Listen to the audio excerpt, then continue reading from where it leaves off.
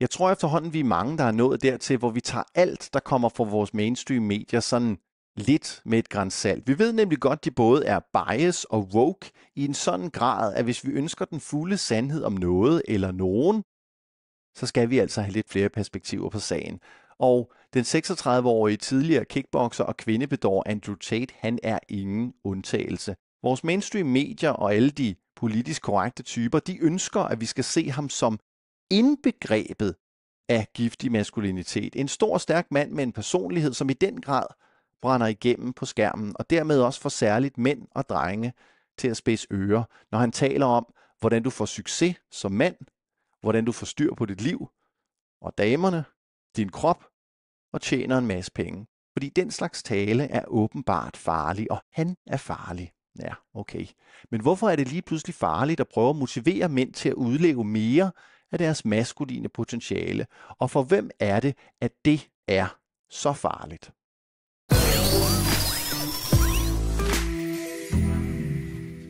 Pludselig gik det stærkt. Andrew Tate blev den mest googlede person i verden. Hans videoer var alle steder, og det kunne Big Tech ikke have.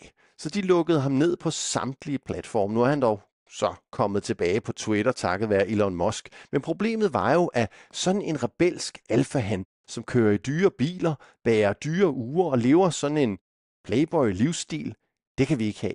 Overalt stod medierne i kø for at fordømme ham. Men hvorfor?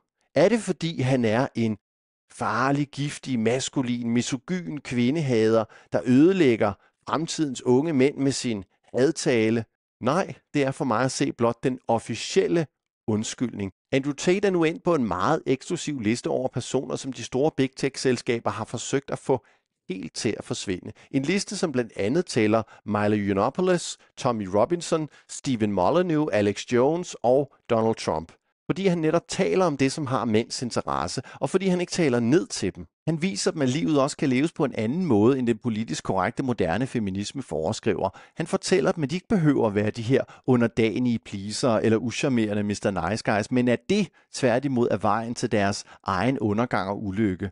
Og fordi de i ham kan se en mand, der udlever alt det, han taler om, og ikke undskylder sin seksualitet eller lysten til at erobre nye territorier, sin rebelske natur eller sin tydelighed, så tror jeg, at rigtig mange mænd og drenge ser en moderne helt i ham. Han viser os det, som mange mænd inderst inde sikkert godt kunne tænke sig, at de var. Han viser vej. Problemet er bare, at det er i stik modsat retning af, hvad magthaverne ønsker sig.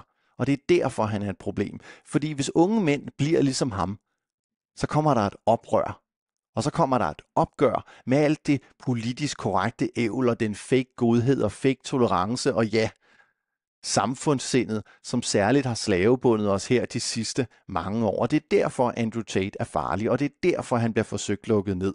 Fordi han har mænd og drenges opmærksomhed, og fordi han fortæller dem, at de skal tænke selv. The reason feminism is promoted, because it's the direct competitor to masculinity, right? The reason masculinity is directly attacked is very simple. Every single rebellion in history, every single revolution in history took place when men got pissed off and went to the streets.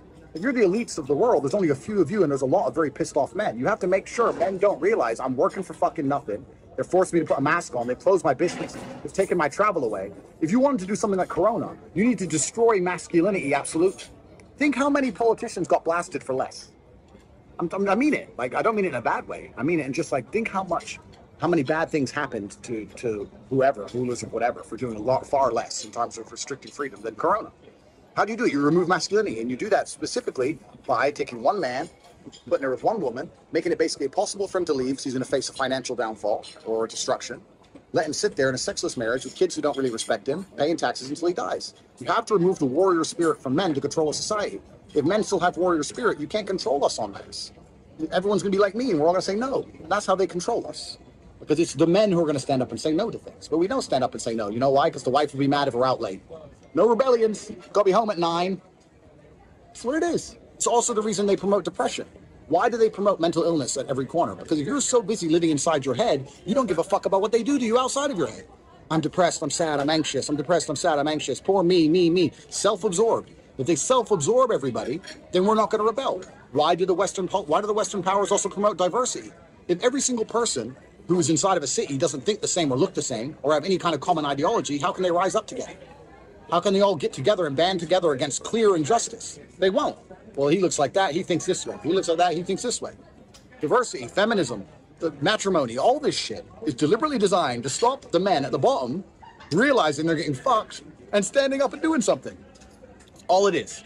It's completely a plan. It's been put together and the elites pulled it off fantastic. Jeg har vel snart kendt til Andrew Tate i en 5-6 år som en del af mændene i den udvidede manosfære på nettet, og han har altid haft store armbevægelser, men det er der seriøst er nogen, der spørger om, hvad unge mænd ser i Andrew Tate. Det vidner for mig om, at de ikke forstår eller ikke er interesseret i, hvad der er vigtigt for mænd. For jeg kunne godt lidt karikeret sige status, succes og seksuel hengivenhed for smukke kvinder.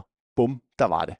Og det viser han frem, og så taler han direkte til sine følgere omkring, hvordan de selv skal opnå det i deres liv. Og den samtale med mænd omkring, hvad der er vigtigt for mænd, den synes jeg er vigtig, fordi den findes ikke særlig mange steder i dag. Fordi alting skal sovses ind i politisk korrekthed eller blødsødenhed. Fordi nogle gange, så har vi mænd bare brug for, at der bliver talt hårdt og direkte, og få at vide, hvis vi skal tage os sammen. Og i Andrew Tate, så kan mange mænd se et maskulint forbillede, en kriger, der tager kampen op med alt det lort, der er omkring os. Og det tror jeg, at vi mænd savner. Vi savner at kæmpe og arbejde hårdt for noget, fordi den kamp og det hårde arbejde, det er faktisk noget, der giver vores liv allermest mening. Men Thomas, Andrew Tate er jo anklaget for menneskesmugling, økonomisk kriminalitet og overgreb imod kvinder. Ja, det ved jeg, og ja, det er nogle voldsomme anklager, og nej, nu må vi ligesom vente og se, hvad retssagerne bliver til, fordi for dem af os, der har fulgt lidt med i det retslige forløb indtil videre, så virker det altså som om, der er noget uldent over det, og som Andrew Tate selv har beskrevet flere gange. Først lukker de dig ned, så smider de dig i fængsel for noget, som du ikke har gjort, og hvis det ikke får dig til at stoppe, så gør de dit liv forbi. Så jeg tænker, vi alle sammen gør klogt i lige at se tingene lidt an. Now, the BBC has questioned the controversial social media influencer Andrew Tate at his home in the Romanian capital, Bucharest. Tate is under house arrest and being investigated by Romanian prosecutors for accusations including rape, human trafficking and exploiting women, which he denies. Let's start with the allegations. Have you raped anybody? Absolutely not. Have you trafficked anybody? Absolutely not. Exploited any women for money? Absolutely not. If any female on the planet has a problem with me, I strongly recommend her to go to the police and try and pursue me for criminal charges. With you, it's all manipulation. There's an ulterior motive to everything Is this you do. Sophie?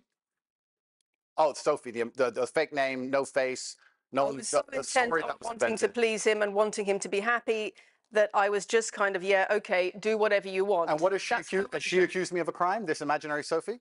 She's making the point that there is She accused me of a crime. This Sophie, which the BBC has invented, which there's no face of, nobody knows who she is. The BBC did not invent Of course not. And because you never invent anything. And she's not filed criminal charges against me. What are we talking about here? We've got the chief executive of Rape Crisis naming you individually as spreading a dangerous ideology of misogynistic rape culture. Absolute garbage. National organizations who are saying that are blaming you for increasing levels of misogyny. Schools that are saying they are having increased incidents of girls being attacked, of female teachers being harassed. Every single problem with modern society, I'm against. But I'm teaching young men to be disciplined, to be diligent, to listen, to train, to work hard, to be exactly like me. And I'm saying that if men grew up like me, which are hardworking and diligent and emotional control and stoic, we're going to have a better society, not a worse society. To sit here and say that schools in England, which is a failing nation, which has knife crime going through the roof, violence going through the roof, men's mental health going through the roof, and they're going to all blame me because I appeared on the internet 1 year ago. You sell an image of success disingenuous. with a Bugatti and a cigar, but it comes with a side order of misogyny. How does having a Bugatti and a cigar come with misogyny? BBC said that 13 years ago, I was emotionally controlling to an anonymous girl. If this person exists, which they don't, 13 years ago, I was emotionally controlling. What does that mean? What did I do? Dunno. Who is she? Dunno. And they're putting it all over the news and calling me a sex criminal?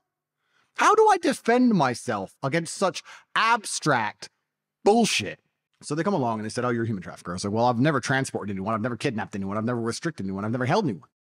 They said, no, but you're a human trafficker via the lover boy method. I said, what's that? It's where you pretend to love them. That's the case against me. I pretended to love girls to convince them to do TikTok to give me the money. The girls themselves have said that's not true, but they throw away their statements and keep them as victims in the file. I'm making a public request for the court to remove me as a victim from the case file. Neither me nor Beatrice are victims in this case. Ever since I found out that we are set as victims in the files, I've been telling the court to remove me, but they choose to ignore it and refuses to do so. They could say the same shit to you or any other man watching this. They could say 10 years ago you were emotionally controlling to an anonymous female. You are the enemy of the state. Surely there has to be some legal test. I don't know where a woman's statement alone just is enough. If you go into the police station and say, I know someone who stole a car. What car? I can't tell you what car. There's no car. There's no video. I can't even tell you the registration plate. Nothing. But I know he stole it. Is that person going to jail for stealing a car? They're like, okay, so you can't do anything about the car. There's no video of the car being stolen. No cars have been reported stolen. You're just telling me they stole a car. No, go away. It's just this one particular crime. If you have sanity, then it's much harder to just weaponize it, right? If you have insanity, then you could just make everybody afraid of it and just weaponize it against anyone you choose. What would you do if you were in charge of the world? Efter det magtværk, som BBC fik lavet ud af deres samtale med Andrew Tate, så har han faktisk lavet 2 rigtig gode interviews med Patrick Bet-David og Tucker Carlson, og dem anbefaler jeg naturligvis alle at gå ind og se, hvis de vil have en lidt mere nuanceret forståelse end det forsimplede billede, som mainstream-medierne prøver at videregive. Og nej, jeg behøver ikke være enig i alt, som Andrew Tate har sagt og gjort nogensinde, for nu at kunne hæve pegefingeren og sige, hov, han skal ikke bare deplatformes. Lad os høre, hvad han har at sige, og ikke mindst hans argumentationer for det, han siger. Fordi problemet, som jeg ser det i dag, det er, at de her såkaldte farlige budskaber, som sjovt nok altid går imod den globalistiske dagsorden og det politisk korrekte verdensbillede, de altid forsøges at lukkes ned ved at angribe budbringeren og ikke argumenterne bag. Og det duer ikke. Det er ligesom i fodbold. Vi skal gå efter bolden og ikke manden, men det gør vi ikke her. The problems in the world today exist because the people who are in charge of the world have done a very, very clever thing. They've specifically designed the world in which a way that the people at the bottom, because we're all at the bottom, even me with all my millions, right? The people at the bottom are so busy fighting with each other. The blacks hate the whites, Republicans hate the Democrats, the men hate the women. You think a female billionaire and a male billionaire meet? They start talking about Eurocentrism, feminist fucking garbage? No. Stop buying into that shit. It's a fucking trick and it's a fucking lie. All of it. You don't accidentally include works of art that show children naked dancing around fires in multiple photo shoots. You don't accidentally put bondage gear with children. Satanists believe in karmic retribution. They don't believe they're allowed to trick you. Yeah. The satanic religion says you have to make it clear to them what you're doing. And if they don't resist, if they don't stand up against it, then they are complicit. They're agreeing that what's happening is okay. The people who are in charge of the world are using certain agendas which they don't want you to argue against to sneak in a bunch of other legislation and a bunch of other rules. And the whole pro-gay acceptance thing is exactly the same. It's nothing to do with gays. The people who are in charge of the world don't care about anyone but themselves. They don't care about you, whether you're gay or straight. They're not interested. They want us to comply. They don't want our individuality. They don't want us to think for ourselves. They want us to just sit there and obey like robots. Climate change, climate change, climate change, climate change. The Trojan horse inside of that is we're going to control you. We're going to stop you eating as much meat. We're going to stop you flying around on planes. You're going to have an electric car that we can control and we know exactly where it goes and we can turn it off. We're going to stop you doing X, Y, Z for the environment. But the people who are in charge of the world who purport this shit, are they flying on economy planes or are they flying on jets? Slavery's coming. And if you resist too much, the kill bots are going to turn up to your house, fucking drag you to Gulag Center number 7. That's the future of humanity. We're living in one of the last free times. Det, der irriterer mig, når jeg hører kritik af Andrew Tate, det er ikke, at nogen kritiserer ham som om, at det må de i hvert fald ikke, for det kunne jeg sikkert også godt selv finde på. Min irritation går på, at jeg synes, der er så uendeligt langt imellem de reelle modargumenter imod de positioner og holdninger, som han er fortaler for. Ofte så handler kritikken bare om, at Andrew Tate, budbringeren, er dum og ond, og at vi, lytterne, derfor skal diskvalificere hans ord og se bort fra hans pointer. Som om, at hvis manden er ond, jamen så må hans pointer også være det. There's a video from 10 years ago that showed me in a sexual act with one of my ex-girlfriends. Listen, hey, you stupid bitch. I didn't say the word listen. Did I say listen? Andrew is my still great friend. What you guys saw in the video, it's just what we used to do. It was just pure game. She has come forward and said that it was all just a game. And still that video is being used and sent around the internet saying I'm a woman beater. If I said it was a game, and she said it was a game, who are other people to then comment on our lives, our private lives, which got leaked, and tell us it's not a game? It was between two consenting adults, and we decided to do something ourselves, and we both agreed it was fine, and she has not come forward trying to accuse me of anything. So who are others to do that? I'm just so shocked, and I'm so fed up with all of these lies talking about Andrew, that he's a woman beater, that he's a human trafficker, he's raped somebody. It is so false. It's so false that it's upsetting. Even though we're no longer together, it upsets me because I know the person I have lived with. I know who he is, and he is neither of those things, and he does not deserve any of this coming his way. Og det er jo så åbenbart sådan, at krigen på mænd og maskulinitet i dag føres med dæmonisering af budbringeren. Og det synes jeg er både uærligt og fejt. Vi bliver forsøgt gjort til sådan nogle små, overfølsomme pattebørn, no offense, der ikke kan differentiere mellem tonen, der tales i, og selve argumentationen, som trods alt er det vigtigste, hvilket jeg synes er helt håbløst. Lad dog argumenterne kæmpe imod hinanden, for vi ønsker vel alle sammen det samme. At mænd og drenge vokser op til at blive stærke, kompetente individer, der vil, tør og kan noget, og som kan bidrage både i deres eget liv, i deres egne relationer og i vores samfund, eller hvad? Og så er det vel okay, at der kommer mænd og argumenterer for, at det store samfundsfokus på at gøre mænd mere bløde, feminine og overfølende måske ikke lige er vejen frem, hverken for dem selv eller for deres omverden. To inspire the youth of men, you need to be aspirational. They have to look at you and want to be like you. And there's no other male role models that have had the tenacity or the aggressiveness to have such a fantastic life as I have. They listen to me because of my authority, and my authority comes from my life experiences. I've done things that men respect, and they look up to me. So that's why I can lead them. And I understand my messaging should change in light of the fact that I can be taken out of context. But me being alive on the internet will allow me to lead men in a very positive direction. Banning me and deleting me leaves a black hole where they say there'll be another masculine leader. But the men don't listen. The youth of today won't listen to anybody else. That's the reason I'm the most famous man on the planet, because none of these other people have the authority to affect them like I do. It's me or nobody. And I truly believe that me, with reformed messaging, now understanding of my newfound fame, is so much better for the world than nobody. Man skulle næsten tro, at nogen bevidst prøvede at holde mænd nede og gøre dem deprimerede og tage modet fra dem. Men nej, sådan er det jo ikke. Det vil jo være en konspirationsteori. And I'll make it very clear here, I would never kill myself under any circumstances ever. When an article comes out saying, Tate did this, I just pray there's enough people who are outside of the matrix to sit and go, this is some bullshit. When you have the youth, the masculine youth of the world, thinking for themselves, that's pretty scary to authority. And when I'm sitting there saying, don't listen to the bullshit, become physically strong, think for yourself, prioritize your brotherhood above what the fucking matrix is telling you, do not blindly comply, resist the slave mind, all these things I'm saying, they just sat there one day and said, wait, the most popular person on the planet is saying, don't listen to our bullshit. Really? What they are doing to me, they will do to absolutely anybody with an opinion. If you are a man and you are supporting me, you are not just supporting me, you're supporting yourself, you're supporting your future, you're supporting your father and your brother, and you're supporting any man out there who decides to speak and do anything other than simply pay his taxes and die. Because what they are hitting me with is the highest level of matrix attack which a man can possibly endure.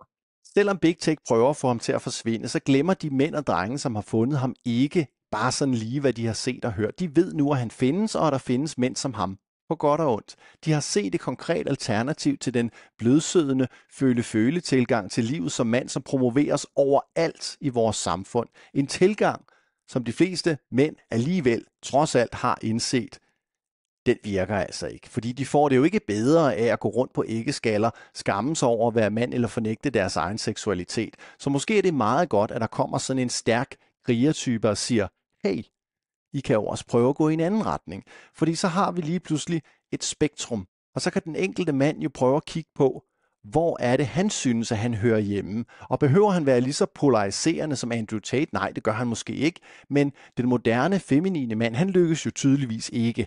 Så hvis vi vil mænd og drenge det bedste, så er det altså på tide, at vi tager en alvorlig dialog omkring det tilbud, som samfundet i dag giver mænd, og ser på, hvad er der af alternativer. Det er lidt en floskel at sidde og sige, do your own research, men når vi nu kan se et mønster, og at drejebogen altid er den samme, vi får ikke nødvendigvis beviser for noget, vi venter heller ikke til en sag er afsluttet, vi får at vide, at vi skal dømme ud fra anklager alene. Og så bliver vi udskammet, hvis vi ikke selv er hurtige nok til at fordømme en person. Er der ikke et tidspunkt, hvor vi tænker, det var lige godt Sørens, det virker ikke helt retfærdigt? Og hvis der er det, så er jeg sikker på, at vi ses i næste video.